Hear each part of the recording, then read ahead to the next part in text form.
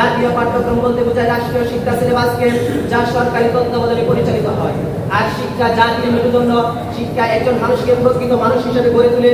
শিক্ষা একটি আলোকিত সমাজ এবং সভ্য জাতি নির্মাণ করে। কিন্তু আজ আমরা এই শিক্ষাকে নিয়ে সুস্থ হয়ে দাঁড়াতে পারছি না, কারণ জাতীয়তাবাদী নাস্তিকবাদী আমাদেরকে সুস্থ হয়ে দাঁড়াতে দিচ্ছে না।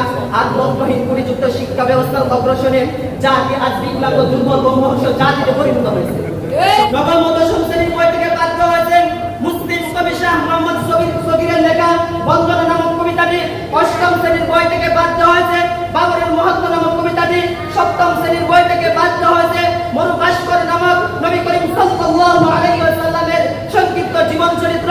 আর অন্তর্ভুক্ত করা হয়েছে নবম ও দশম শ্রেণীর বইয়ে অন্তর্ভুক্ত করা হয়েছে ভারতীয় হিন্দু কবি বারচন্দ্রের রচিত হিন্দু ধর্ম সম্পর্কিত মঙ্গল বাক্যের অংশবিশেষ আমার সন্তান নামক কবিতাটি। আর অষ্টম শ্রেণীর বইয়ের মধ্যে অন্তর্ভুক্ত করা হয়েছে হিন্দুদের ধর্মগ্রন্থ রামায়ণের সংক্ষিপ্ত রূপ রামায়ণ কাহিনী।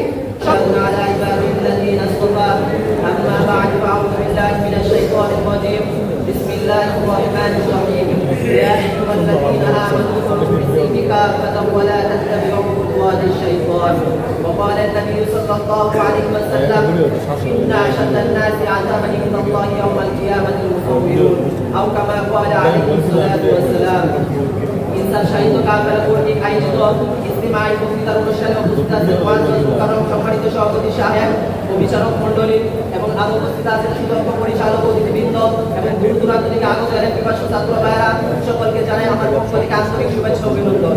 আজ আমাকে বক্তৃতার যে বিষয়বস্তু দেওয়া হয়েছে তার সম্পর্কে আপনারা সকলে অবগত আছেন যে তা হলো বিতর্কিত জাতীয় পাঠ্যক্রম আমাদের করণীয়।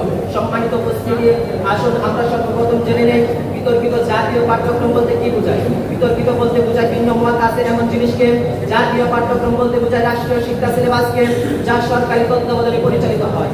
আর শিক্ষা জাতির মেরুদণ্ড। শিক্ষা একজন মানুষকে প্রকৃত মানুষ হিসেবে গড়ে তোলে। শিক্ষা একটি আলোকিত সমাজ এবং সভ্য জাতি নির্মাণ করে। কিন্তু আজ আমরা এই শিক্ষাকে নিয়ে সুস্থ হয়ে দাঁড়াতে পারছি না, কারণ জাতীয়তাবাদী নাস্তিকবাদী আমাদেরকে সুস্থ হয়ে দাঁড়াতে দিচ্ছে না। আর লক্ষ্যহীন পরিযুক্ত শিক্ষা ব্যবস্থার অগ্রসরে জাতি আজ বিকলাঙ্গ দুর্বল ও মহর্ষ জাতিতে পরিণত হয়েছে। সম্মানিত উপস্থিতি, জাতীয় নির্বাচনে আওয়ামী লীগ ক্ষমতায় আসার আগে বলেছিল আওয়ামী লীগ ক্ষমতায় আসলে ইসলাম তথা কুরআন সুন্নাহ বিরোধী কোনো আইন করবে না।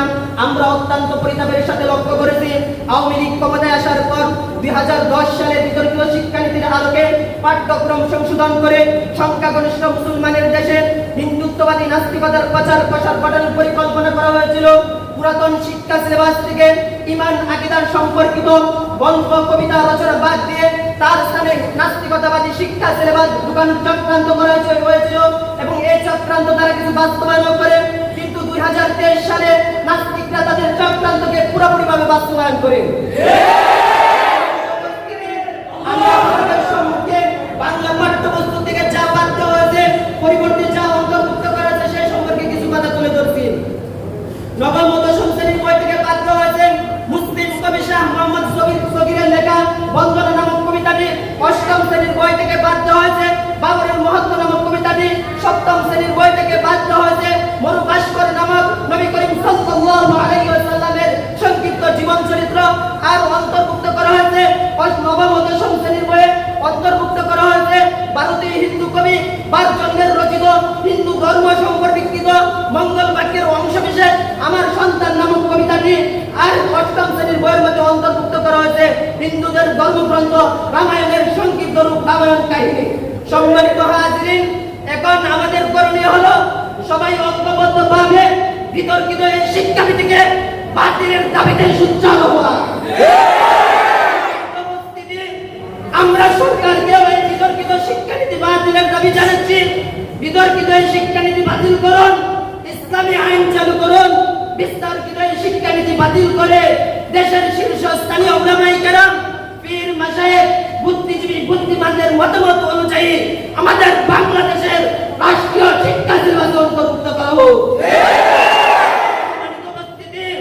কারণ বিতর্কিত শিক্ষানীতি বাংলাদেশকে ধ্বংসের শিক্ষানীতি। বাংলাদেশ থেকে মুসলমান ও ইসলামকে দূরীভূত করার শিক্ষানীতি। শিক্ষানীতি কোন দেশপ্রেমিক ইমানদার মুসলমান মেনে নিতে পারে না। আমরা উক্ত আলোচনা দ্বারা বুঝতে পারলাম আমাদের গ্রহণ করা যাবে না এবং বিতর্কিত শিক্ষা আমাদের রাষ্ট্রীয় শিক্ষা সিলেবাসে অন্তর্ভুক্ত করা যাবে না। নাসরুম মিনাল্লাহি ওয়া ফাতহুন করিম। আসসালামু আলাইকুম ওয়া রাহমাতুল্লাহি ওয়া বারাকাতুহু।